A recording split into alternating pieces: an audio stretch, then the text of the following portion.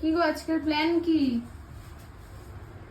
আজকে মহাষ্টমী, তার জন্য পুজো হয়ে গেছে। সকাল একদম ভোর 6টার সময় উঠে পুজো দিয়েছি। আর আমার গোপালের মেলা তো তোমাদের দেখিয়েছি, তা অনেকগুলো গোপাল, তাদের নতুন জামা কাপড় পরিয়ে অনেক সময় লাগে। তার জন্য গোপালকে আজকে একটু ভোগ দেবো। ভোগ বলতে মণ্ডপে গিয়ে অঞ্জলি দিয়ে এসছি, শাড়ি ঠাড়ি ছেড়ে ফেলেছি। এবার এখন ভোগ বানাবো। ভোগ বলতে আমরা ঘরে আজকে নিরামিষ রান্না করি, তো আমরা ঘরে যেটা রান্না করবো সেটাই ভোগ দেবো, সেটা দেখাবো তোমাদের পরে। আজকে ভোগে বানাবো, অষ্টমীর দিন আমরা নিরামিষই খাই প্রত্যেক বছরই। তা এরকম কোনো প্ল্যান নেই যে গোপাল সোনাকে ভোগ দেবো।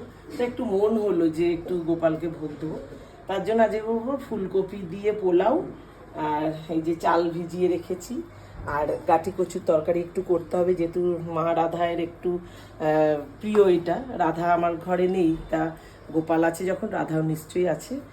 তার জন্য সেই উদ্দেশ্যে গাঁটিটা দেবো, আর একটু পায়েস করব, আর পনিরের তরকারি, আর কিছু করব না। এটা সব কিছু দেখাবো তোমাদের। ভোগটা যখন দেবো তখন আবার দেখাবো। চলো।